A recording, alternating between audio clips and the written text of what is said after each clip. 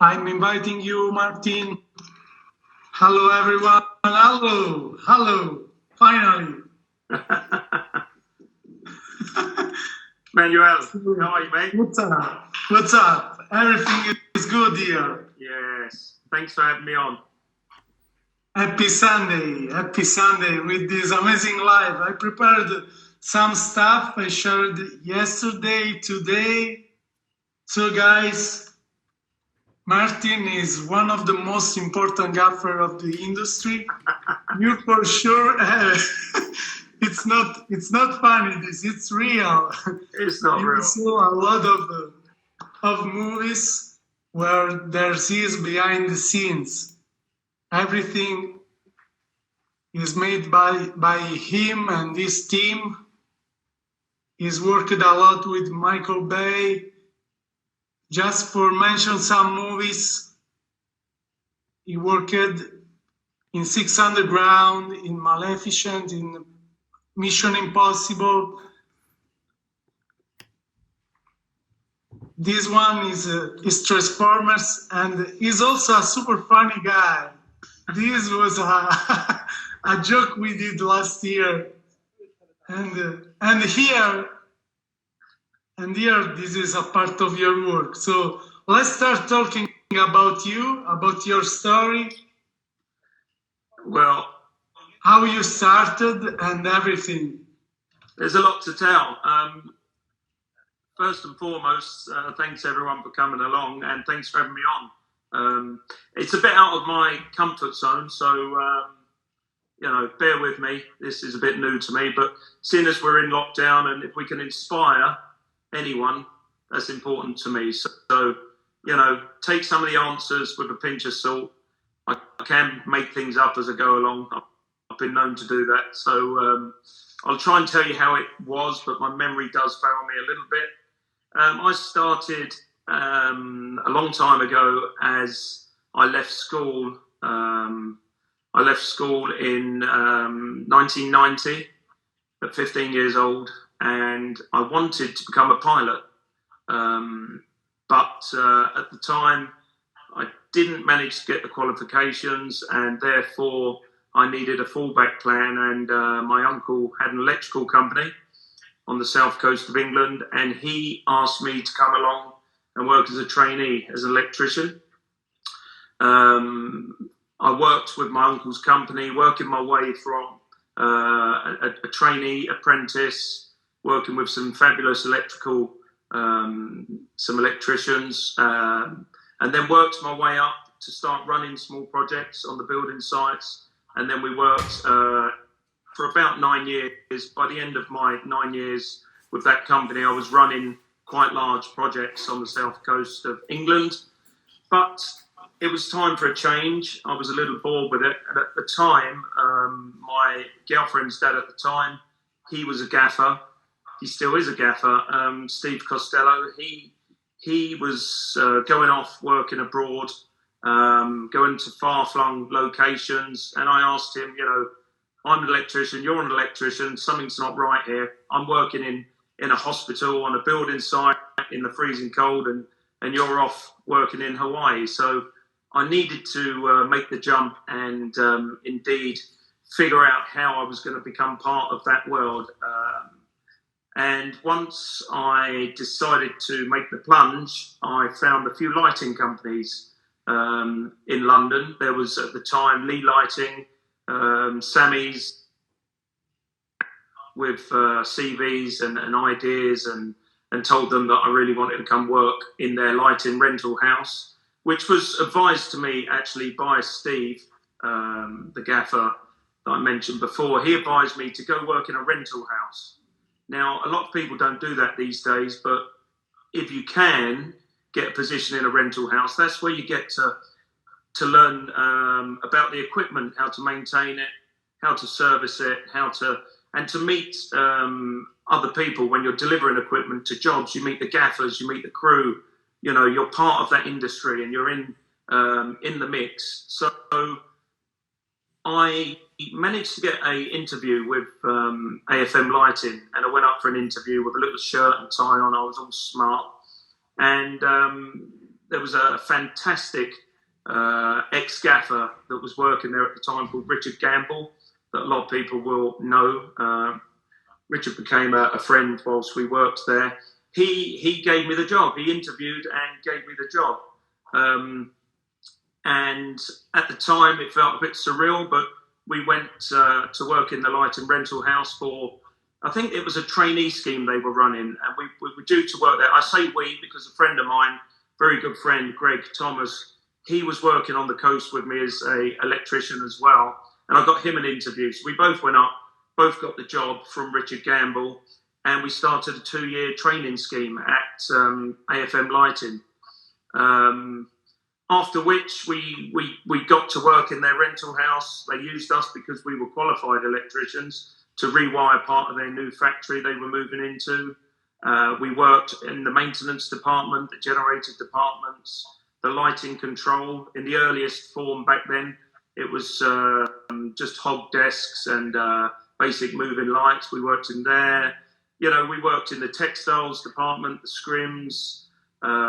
We worked in the cables, distribution. It was just a fantastic way of getting to know the equipment first and foremost, and then getting to know the gaffers as you go out and deliver all the equipment to all these fantastic shoots that are going on. It was a new world to me, and it was a fantastic time to be part of that world. It was great working in the store. We had some great friends that are still friends to this day.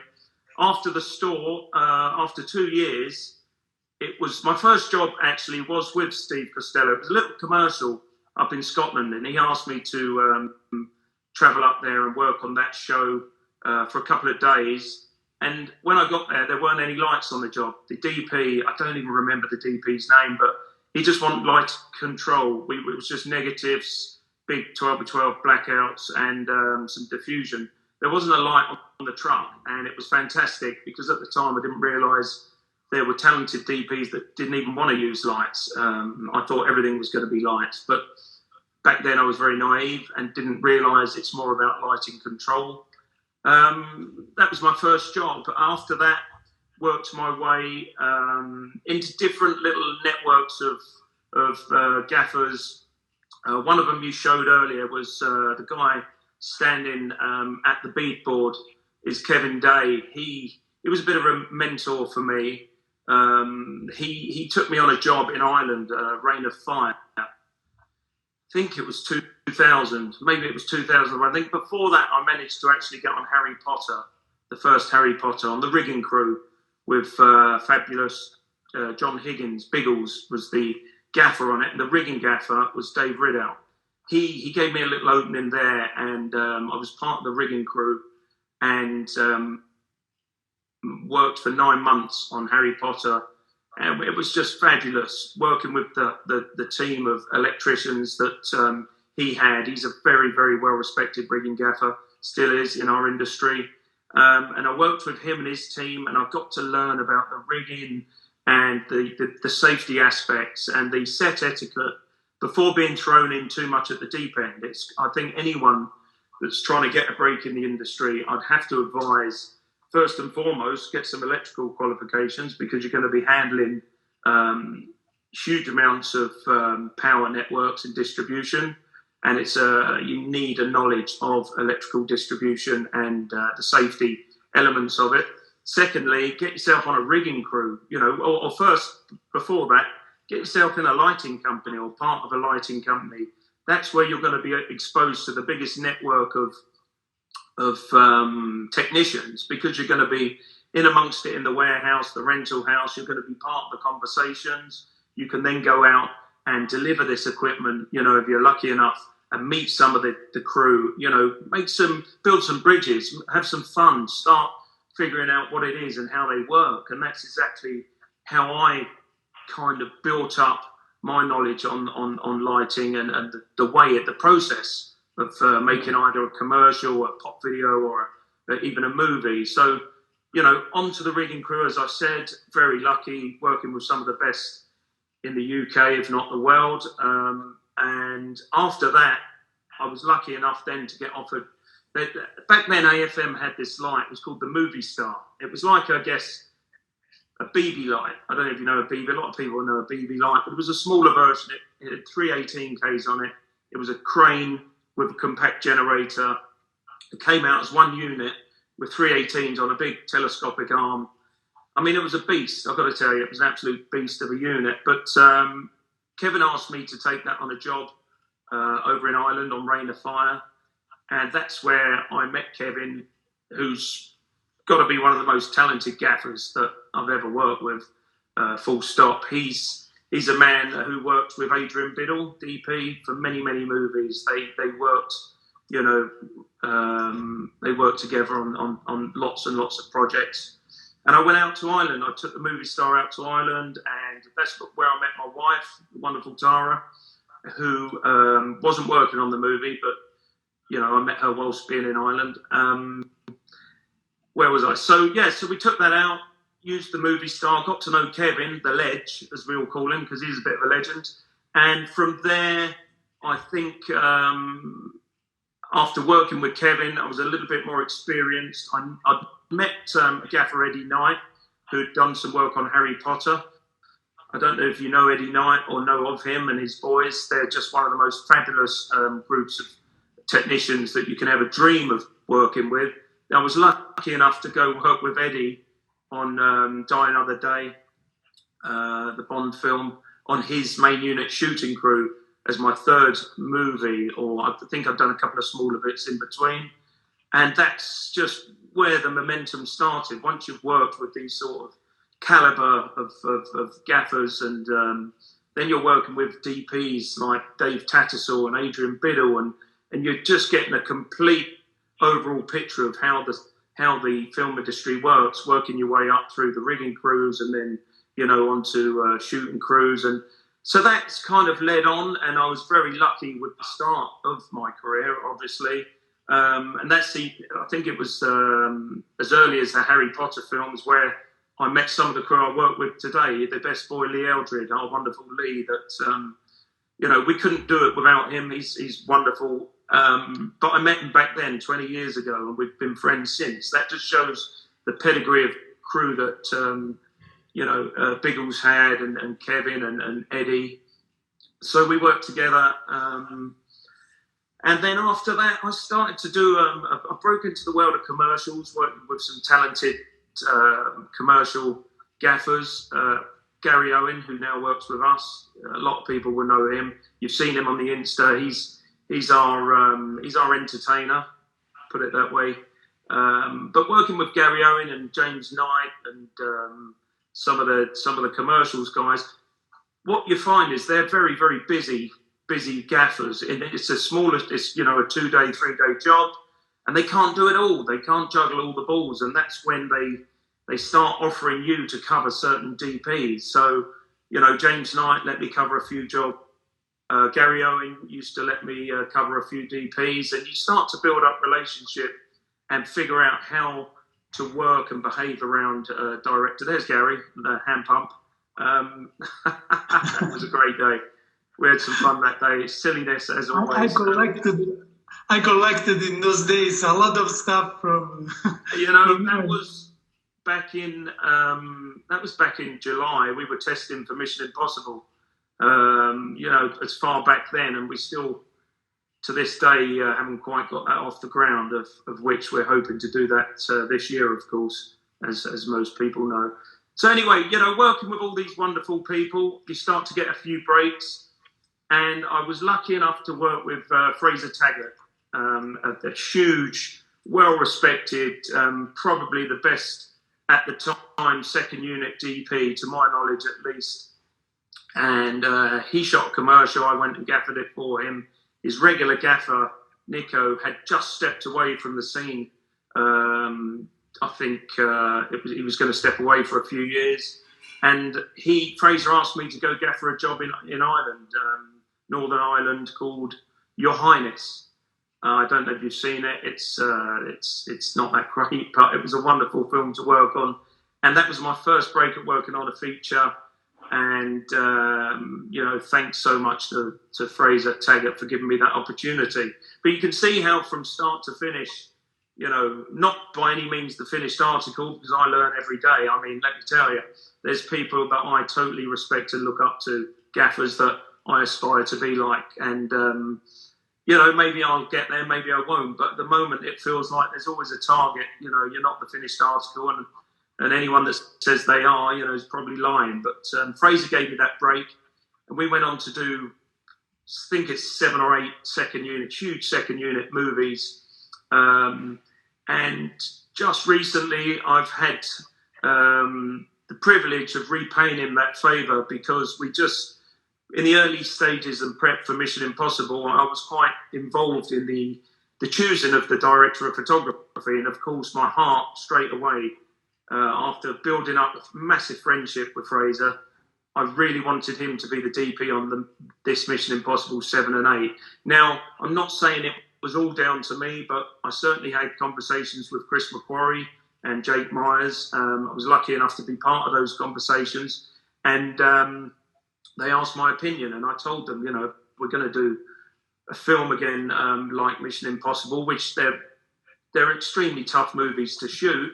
Let's do it with someone that I know, that I respect, that we all like, and it's fun to be around, and that we can survive, but then it was 2 movies back to back we were going to shoot. And they agreed to some extent, and they went away and done their research and discussed it with Tom Cruise. And Tom loves his work anyway. Fraser's done second unit and main unit on a lot of Tom's films, albeit parts of the movie. And they both came back and said, he's in the list, that he's on the list at least. And so I feel like I played a part in repaying him for all those years of looking after me, and that felt wonderful. So I think I've probably covered most of the story. Waffled on, I can do that quite well. But yeah, that's the kind of that was the journey. And if out of any of that, picking the bones out of any of that, I can advise or aspire anyone, it would be to take it slowly. Don't rush it. Really, you got kind of kids coming out of film school that claim to be DPs that, they don't know how to light, they haven't the experience, they haven't worked with some of these fabulous crew. That the way you learn is going in and working and learning from your peers. And indeed, I was lucky enough to do that. And I will say it was hard work as well to get those positions, but you've got to kind of channel it the right way. Get some electrical qualifications if you're coming into the lighting department. You can't work with lights and electricity unless you've got some sort of qualifications. Go into a rental house. Go work. I worked for 2 years for minimal pay after being quite well paid as an electrician previous. Go in there, find an avenue. There's plenty of lighting companies. Work your way in, and then try and hit as many gaffers up. I know people email me all the time, and I've got a list as long as my arm for trainees that are going to join us once they've got their electrical qualifications. So hit the gaffers up, do your research, and slowly get into maybe a rigging crew. I think that's my advice if I was going to try and channel anyone in the right way. So yeah, there's the history, I guess. Yeah, boring or not, it was fun for me. Yeah, is right a question about many guys wrote us every day about the film school. In your opinion, film school is the right way for an aspiring gaffer for the knowledge? No. For a DP, you want to be a cinematographer? Yes, I guess so. If you're going to go work on small videos and create your own work, I guess, look, I'm not knocking that at all. That's exactly the route that probably one should take as a cinematographer. But as a gaffer, you need to have an electrical knowledge. You don't need a lighting knowledge to start with, because you're not going to jump to a gaffer, albeit a few of the lads seem to do that these days.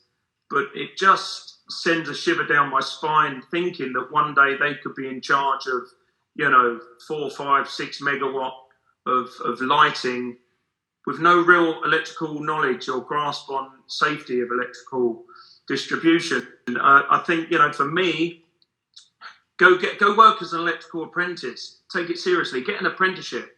you've always got something to fall back on. The film world, the TV and drama and whatnot, it's not an easy world to get into. And if you're an electrician, you'll always be able to fall back on that. I've fallen back on it when times have been difficult. Can go work on any electrical company and happily, put a CV in that shows that I'm competent, I've got qualifications. So I would definitely advise taking the electrical route rather than coming out of film school. Albeit it does happen and people do it that way, but I just don't see that as the all-round package. I don't see it. Okay. I read also some questions from some of your friends. I didn't just one now. See, I can't see the screens. I'm not even looking because the minute I start reading their questions, that's it. For those that need a camera, we are not giving away any camera for YouTube, for any kind of work. we are not. They're meant to give us the cameras, right? So, a bit related to the networking, you started talking before, how to reach the right people for who was starting a career in the film industry as a gaffer or for anyone. Look, it's not easy. It's not easy, and there is an element of luck, as I said before. But if you want it, there's a whole world now which we didn't have back then of Instagram and Facebook, and there's gaffers on there and electrical crews on there that are openly posting pictures of their life in the film industry. And I think the fact they do that, gives you not the right, but at least gives you the opening to send them messages nowadays and try and get advice. I mean, anyone that sends me a message, I always try to reply to. We've got too many on our list already, trainees. There's Kevin. That's Kevin Day. Let me show him there. He's a legend to me. He's looked after me over the years, and he now works with us, I'm proud to say. But yeah, people like, there's many gaffers, many lighting companies now that you can. I'd hit them all up. I'd do my research. I would certainly look to be emailing any of the big lighting companies and just see if you can get just that opening. A tiny opening is all you need. Once you get your foot in the door, then you just go in, you keep your mouth shut and you work hard, or if you get in a lighting company, you just do what you're told. Myself and Greg, we worked all hours, any overtime that was ever offered. There was the guys in there that didn't want to do it. We'd just say yes to everything. You've got to be proactive. You've got to be out there hunting for it, meeting the right people. The minute a gaffer or an electrician sees somebody that's got a common sense, an electrical background, and can listen and operate under guidance, of course, at that stage, but work hard, you're guaranteed to get in my opinion. There's so little of that kind of pedigree of trainee or keen crew member out there that the minute you can prove that or find a little opening to prove that, you'll be welcomed with open arms to a lot of crews, because new talent's needed. The film industry and the TV industry and the events industry is extremely busy, and the competent electricians just aren't coming through the right channels. So I think there's definitely openings out there, and that would be my advice, to just try and keep hammering away at it till you get that opening. Once you get the opening, wedge your foot in the door, kick it open, and get involved. Keep your mouth shut, do what you're told, would be my advice. Okay, there's one question about the relationship between a gaffer and the K-grip, and I want to start talking about the relationship with the whole film crew and the DP also. Let's starting about the K-grip and the gaffer. So the K-grip and the gaffer, in the sense of European, or at least in the UK, is different to the way it works, of course, over with our friends in America. But in the UK, we're directly on the shoulder of the DP, I would say. One's on the left, one's on the right, and we are there simply to put the DP's visions and ideas into practice. The key grip will work hand in hand with the gaffer. And building a relationship up with key grips is very important, because you're going to have to work together in each other's pockets, day in, day out, 12 to 15-hour days, 6 or 7 days a week, for up to 9 months. Can you imagine? You don't spend that much time with your wife, albeit you do under lockdown, of course, but, I'll let her tell you about that. It's a lot of time during the year. You've got to build up a relationship with the key grip.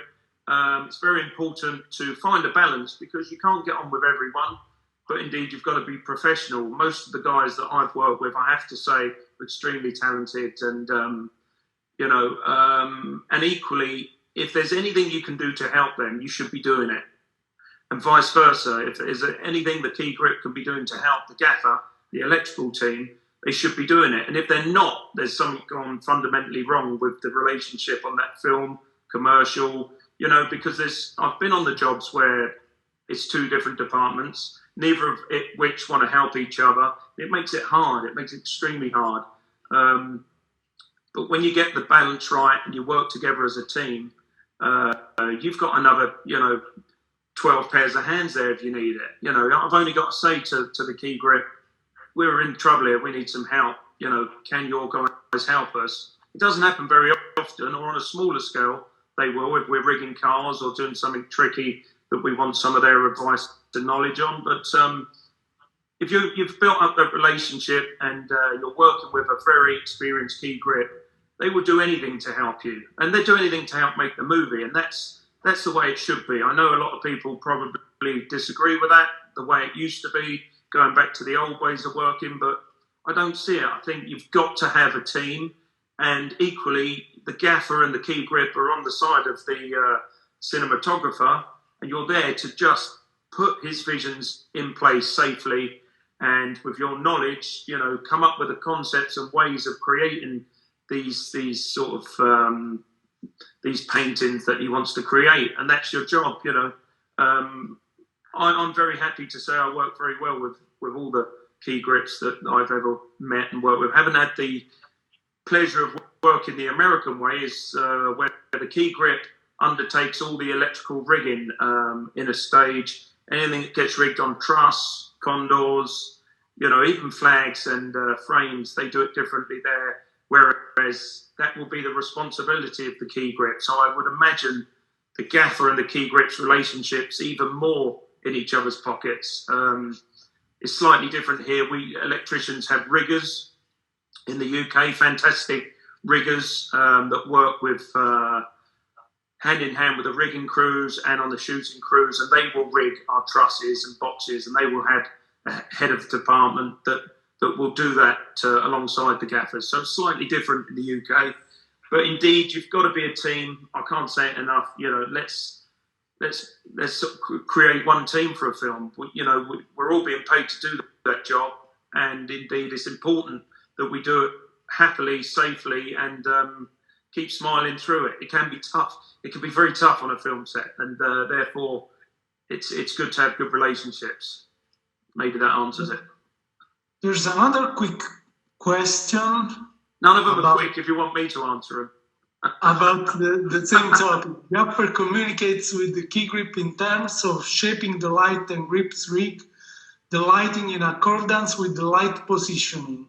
See, that's an American format. In the UK, the grips, unless specifically requested to help, the grips in the UK would look after all the cameras, the dollies, the cranes, the camera rigs, the wire cams, and the blues and the green screens, but they wouldn't necessarily do any lighting control unless specifically asked. It's not their standard practice. That would come down to electricians to do lighting control in the UK. So it's a little different. I know in the States, the key grips would do all that light control, but not in the UK. I think sometimes it feels as if when the American producers come over to shoot in the UK, they forget that. And when you're crewing a job and you've got probably a few more electricians on your crew than possibly they would have in the States, they forget that those electricians also do the work of the grips that the grips would do in the US, and especially on commercials where they've come over to do jobs in the UK, where they just don't appreciate or understand the fact that an electrical position. And indeed, sometimes I've called 4 or 6 electricians or riggers, I've called them grips, just because it fits into their budget. They say, well, we've got 6 grips here and 6 for camera and whatnot. Well, I say, well, those 6 are now electricians. They're mine. They work as grips, but they're going to be electricians. And instead of hiring grips, I just hire electricians. So, you know, it is different in the UK. So we take care of all that light control. Yeah, that's reintroducing the topic, the relations with the DOP. Can you please talking about understanding the DOP vision and translating it into practical lighting? You feel free to be creative? It depends. It depends. Sometimes you will work. It depends. If you built a relationship up with a DP, you're going to have the ability to contribute to anything on that set to do with lighting. They're going to feel confident around you, your abilities to light, and they're going to listen to your knowledge and you've got to remember, a gaffer has probably seen many more lighting setups than a lot of DPs ever will, because we've worked, and different styles. We've worked with so many different DPs that you can bring something different a lot of the time to the table and suggest ideas and ways of lighting that maybe that DP at the time hasn't thought of or hasn't even seen, you know, or new technology that's out there.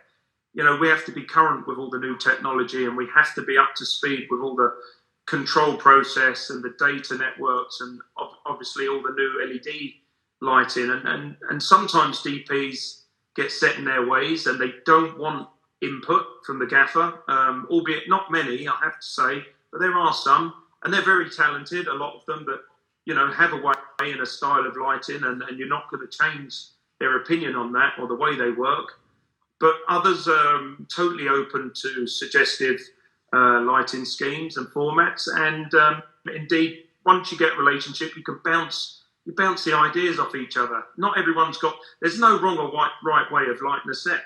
You know, it's subjective. It doesn't matter. It's the way you or the DP sees it that you're trying to model the light to look. You know, to process his ideas, I guess, or her ideas. But I think a lot of DPs are very open to suggestions and appreciate the knowledge that a gaffer can bring. You've got to find that balance first. It's day one on any movie with a new DP. You know, they can be cunning. They can set you little tasks to test you. I've been tested. They can be fun with it and ask you to make a light. You know, Don Burgess, who was a wonderful director of photography. He asked me on Witches. We just shot a movie called The Witches, a remake of The Witches, with Robert Zemeckis, the wonderful director that directed all my favourite movies, Back to the Futures. And Don, early on in our meetings, asked me to make a light to go on top of the camera. Now, that's easy, right? If you think about it, you're just going to make a nice little light with a bit of LED in it, and you're going to give it to Don, and he's going to be happy. Now, he didn't only set the challenge, he said it's got to be better than any light that any gaffer has ever made me to go on top of the camera. Now, what do you do in that situation? You know, that's building a relationship, and he was very smart the way he approached it and got us all thinking about it, because the first, I think, 2 or 3 suggestions concepts that I came up with were, you know, failed miserably. I think it worked with a gaffer that I knew in Australia, and I was on to the gaffer going, tell me what the hell Don's after here. What sort of light was it? And I was staying in a hotel near Watford, and I was looking in the bathroom, and I'd failed. I was thinking about it for some reason. I'd failed on making this eye light that goes on top of the camera, and Don still said it's not the best one I've seen. And then I looked on the wall, and there was a beautiful bathroom mirror light on the wall with a nice big dome of perspex on it. And I looked at it and thought, I had to come into the studio tomorrow. So I got the tools out of the van, took the light down from the hotel, put connector blocks on the hotel light and taped it all up, made it safe. and then borrowed the light to take in to show the guys in the studio. And we took it, modelled it, shaped it, and then the next day had it all sprayed up, bi-colour LED. It was fantastic, and I showed it to Don, and then told him the story behind it, and showed him the photographs of where I'd borrowed it from. I won't even name the hotel. It's probably still without a light next to the mirror. And Don thought it was so funny and, you know, such a new concept that he'd never seen anyone go to such lengths to please him, that, you know, we started off and we hit it off. But that was a little task. That's the way, I guess, you build relationships. A situation will arise, or some funny scenario will come along, and you either laugh about it or you shout at each other a little bit about it. And it's the way you bond together, I guess. It's the way I like to work, is to laugh about things and situations and try and find the safest and the most straightforward way around these situations. But most DPs do love the Gaffer's input, and I'm happy to have, you know, come up with some crazy ideas, but ways of lighting scenes to keep the DP happy.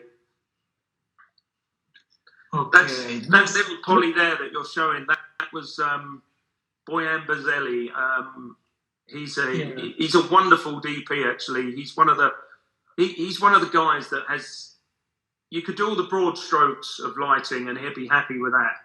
But he has the final touch, and I used to watch him when he was allowed on set. I used to watch him and listen to him. His final little tweaks, his touches, his little moments of, you know, genius, really make a scene quite spectacular. He's one of the sharpest DPs I've ever worked with. We made him that little Polly because he was such a fiddly DP. He loved all these little reflectors and eye lights and hand lights, and so we made him a very quirky little polystyrene bounce. You know, it could have just been a strip of silver and gold. It wouldn't have mattered, but we made him a bespoke one and all signed the back at the end of Six Underground and gave it to him, and he saw the funny side of it. He was a very funny man to work with, and I've got a lot of time for Boyan. That was the electric shock moment there that caused a bit of a stir. There's the lightning in the head. I haven't seen these for a while, yeah. Oh. I'm selecting some funny stuff also, because every time it's so visible. The perfect green now. There's our desk op, Dan Walters. We're very lucky to have Dan, one of the most talented desk ops, console operators, or dimmer board ops they used to be called. There's me having a dance on a recce, I'll add. There's one of our electricians, Nick Powell, having a pole dance. Look, I guess what I can say there is we have some fun, you know. There's a wonderful electrical crew in Italy. There's Carl Campbell. A lot of people will know him. There's Jack Powell. They're all there. Yeah. You know, Daniele Verdinelli's after there. A long day of work. Tough. And when we have a sing-along on a Friday or a dance, there's Gary Owen and Jack Powell. It's just moments that put it all into perspective. We're making films. We're not the NHS. We're not saving lives. We're nothing wonderful at all. We're just making a movie, and we're making it as efficiently and as safely as possible, and we're trying to keep it within the budget. But at the end of the day, if we're not having fun, I'm going back to work on building sites. If you know, it has to be fun.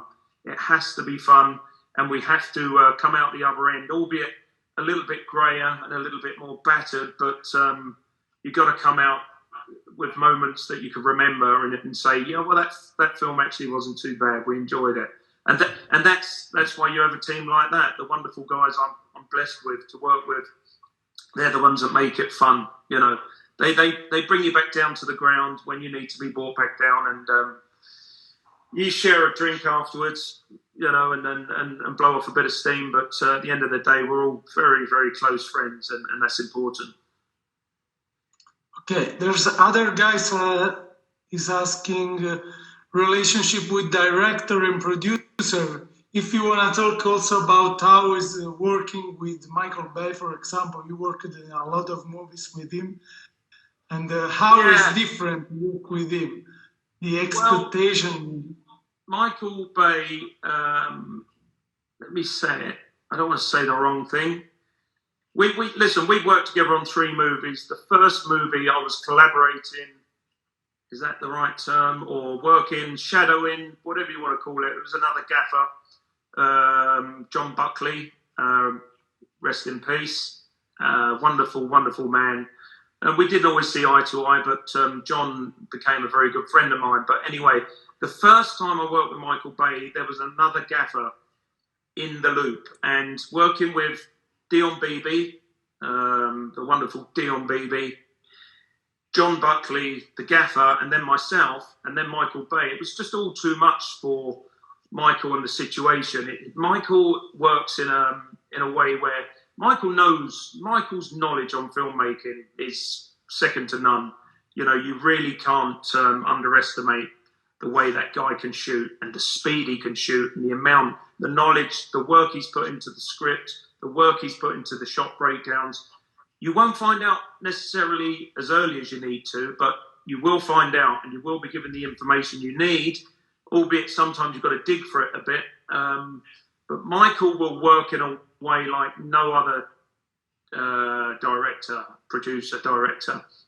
He will expect everyone to have listened to every comment he's made throughout the day, even if it's an off-the-cuff comment, and he will hold you for that. So you've got to make your notes, keep your, keep your line of communication open at all times with Michael. Michael will demand the highest amount of work and the most professional crew that I've ever had the pleasure of working with. He will want the best. If he likes someone, you're going to get invited back and you're going to be told the reasons why. If he doesn't like something you've done, you're going to know about it. And you're not only going to know about it, you're probably going to get it shouted at you several times. Albeit, I've always said, it's hot air. Most of it is hot air. I've never, a couple of times, but never really seen Michael say too much that would really offend many people if you took it in the right context.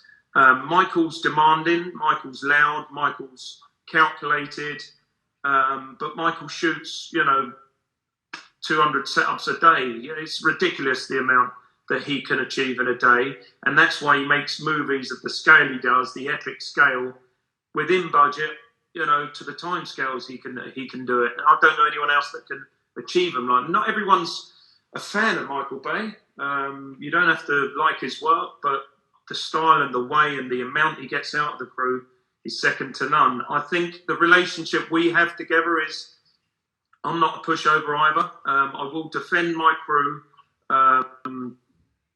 If I think we're in the right, I will defend. I will answer back. I will, stand my ground. It might not be right or wrong. I don't particularly care. That's the way we work because we're a happy crew. We can achieve a lot more than some of the crews I've seen and worked with. We can achieve when we're being, demanded of by Michael Bay, but we can deliver. But if we're in the right and I think he's in the wrong, I'm going to tell him that. And I think Michael appreciates, I think he does, I've never asked him, appreciates somebody that's not just going to crumble at the first argument or the first hissy fit or the first shouting moment, because Michael stirs the crew up into a frenzy. I mean, he will whip a crew up into almost not a panic, it's the wrong word, but into just a machine of energy. And that's when he thinks you get the best strike out of the crew. That's when he thinks they're going to perform the best. And if at that point you're weak-natured and you take a crumble and he sees a weakness, you're not going to survive the Bay movies. But if you deliver and stand up to him and rise to the occasion, albeit the crew rise to the occasion, certainly not me, it's the crew around you that are fantastic and can rise to these occasions, then I think that's the relationship Michael likes. He asked us back. So the first time was with another gaffer, and it wasn't easy. The gaffer had ideas, the DP wanted something, I had my own ideas, and then Michael Bay has his own ideas. There was 4 different opinions on a film, and it was never going to work. It wasn't straightforward. It was a happy, tough shoot, I will say, with an amazing crew in Italy in Malta, on 13 hours, Secret Soldiers of Benghazi. A real tough think we shot for 6 weeks of nights. Michael loves blue night. A lot of people know that is when it's either dusk or dawn, mainly dusk going into night, magic hour onwards. He wants to shoot a whole movie within that hour. That's the way Michael works. And when the light starts to fall and our lights are too bright and everything's got to be reduced to get the balance, Michael hasn't got time to wait for that. There'll be a lot of screaming and shouting within that hour until it's dark. And once it's dark and the chaos has finished, then you get time to settle into a night shoot with Michael. And he doesn't particularly like working nights, but who does? But, Michael's different. He's just driven. I enjoy working with him. I want to say I enjoy working with him. But the movie knocks years off your life working with Michael Bay. Not from a safety point of view, just the pure energy and amount of work. And Michael will not have... So we'll shoot an interior, say, of the CIA compound on 13 hours. You need 18Ks around the windows or 9Ks or whatever you've got, sky panels nowadays, or a mixture. That's a lot of cable and generation and lights, but Michael will expect to turn up on set and have no lights anywhere. No lights on set. Then within 20 minutes, he wants to shoot an interior. So you get all the lights out because you've hidden them. And you learn that way of working with Michael. Hide the equipment. Hide it. As long as he can't see it. If he can't see it, doesn't know it's there, or he probably does, he's a smart man, but he's not going to pick on you. So hide your kit. As soon as he wants it, drag it out. Bring the generator in, cable up, light the scene. But then Michael, being Michael, will then go out and put a drone in the air to shoot an aerial shot. You've got to pack it all up again.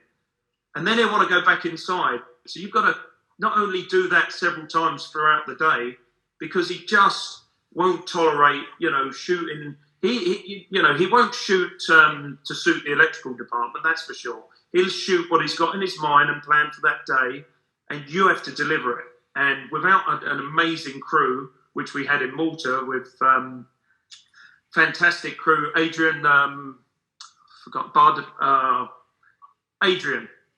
Malta. He's a wonderful gaffer out there that a lot of people have used. Adrian Bartello, I believe. My mind's not serving me here.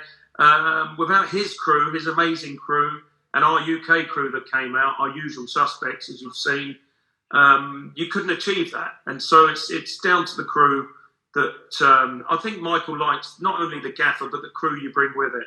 He's very keen on UK crews for some reason. So, yeah, that kind of answers a lot of that, I guess, with a bit of waffle. But he's not everyone's man. You won't always survive his jobs. I've done 3. I don't know if he'll ever have us back.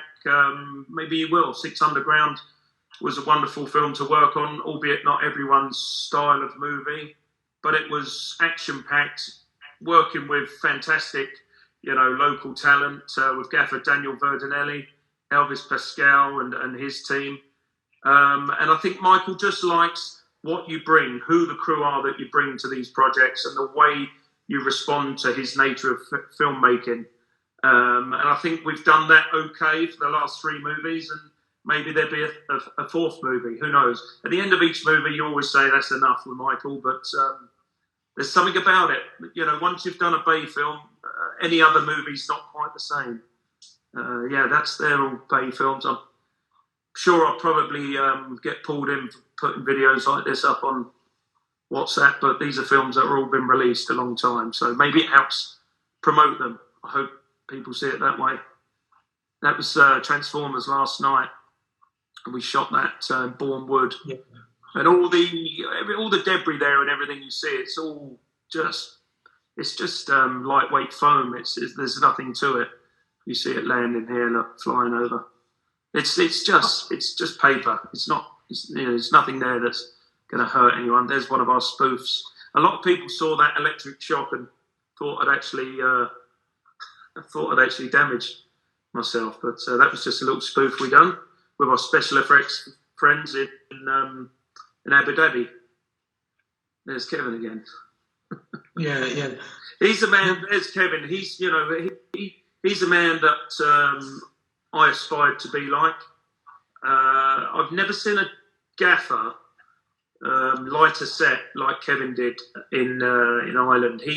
you know, I was early on in my career, but I watched Kevin light a huge set with a castle, and it was a massive night exterior, and Adrian Biddle, the DP, just trusted, the way he trusted Kevin to light a set and to pretty much take care of the whole setup, and then Adrian just come in and do a few final tweaks. He can work on a scale, and, you know, he taught me about man management, actually, and the way you talk to the team and the way you get the best out of the crew. The same with Eddie Knight.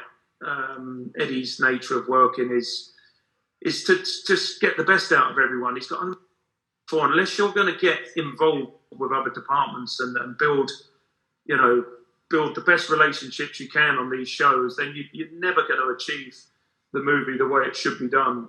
And I think these guys, you know, we've all got to look up to someone. These guys, John Higgins, you know, Biggles, as I said before, but they're the guys that are still around today, and they can still, you know, still beat any of us at it, hands down. You know, one day maybe we'll get there. But this was a rig for John Higgins that I done for him. His DP, George Richmond, that was on the Secret Service movie. There's some of our rigs on The Witches. You can't see any of the sets in those. I kept them out because it's not even released yet. Yeah, look, it's just neat. Look at the neatness. People don't realise the amount of work that goes in the rigging crews, the amount of work the rigging crews do. And I take my hat off to them. And our riggers, look at that lovely scaffold work. Steve Fell's our rigger, and he has an amazing team. And it's just neat. It's got to be tidy. It's got to be safe. Fire exits all clear. No cables on the floor. Sky panels rigged on motorised hoists in boxes, and we're creating the DP's vision there, you know, and we're going to be able to. That was for Don Burgess. He liked not only to have control over every single light, but he wanted to be able to move them up and down, you know, without any problems. Everything on electrical hoists. That was what's that? Mission Impossible. Rob Hardy, wonderful Rob Hardy DP. He's a man that when I first met him, we worked together just on one commercial, but when I met him, he told me that the way we were going to make Mission Impossible was to use only tungsten light and mainly Wendy lights, which those fixtures are that you just saw. And I didn't believe it was possible at the time, but, you know, we sat in a kind of meeting early on and discussed the way it could light. And I said, look, we're not going to have enough time, or it's going to cost so much with manpower and generators and equipment that we're not going to keep up. And the minute we're lit, they're going to move on, and we're going to have to be moving heavy plant around. But, you know, Rob stuck his heels in and said, this is the way I want to work. And I have to say, I think it was a wonderful way of working once we found a formula. The what you see on screen and the way it's lit, that movie is, I'm very proud of that movie, actually. I think it's a beautiful looking piece of work, and you don't normally say that about Mission Impossible films. I think he put a very nice looking movie together. I was proud to be part of that one. And we didn't use anything other than tungsten light, apart from one scene. I think snuck a bit of LED in. And he walked into the set, and straight away he'd spotted that we'd used LED in one of the practical lights in the library cupboard at the back, behind the glass bookcase. And he spotted it straight away. He was very disappointed. But we laughed about it after, luckily. What are you looking at here, Hunt? We've got a tiny screen. Oh, that's playing with the light control. That's one of the new brute force lamps that we use. We were the first ones to use those in Italy, and we had, I think we took 10. They made 10 for us to take on 6 Underground. They were fantastic lights. You could change colour, no more gelling. Not quite the output of a Wendy light, but a different type of light. You know, full control, full colour control, and long throw, decent lights. Very, very extremely heavy. Got to rig them on cranes. Or this is massive. This one, that was a beast. That was the Grand Palais, and that, you know, the first discussions talking about Rob Hardy. The first discussions we had about this movie, that he wanted to build a sun to hang in the Grand Palais, and the Grand Palais not only is a 140 plus feet high, it's a glass structure with very limited load-bearing capabilities in the roof areas. And, you know, our light that we designed at first weighed about a ton. We showed it to Rob. It was a mini version of what you just saw, but he said it's not even half the size of what I need. So we doubled the size and then doubled again. By the end of it, it weighed about 4 ton. And it was a mixture of BF ML blade moving lights and windy lights with full amber gel to get the punch when we needed it. It was a fantastic bit of work. I mean, an achievement that to shoot first up on any movie is insane. It was the first interior on Mission Impossible 6. Not only that, we had 180 sky panels. I think we had 60 sun sources, or I don't even recall the name of them. We had little alpha clay paquet moving lights.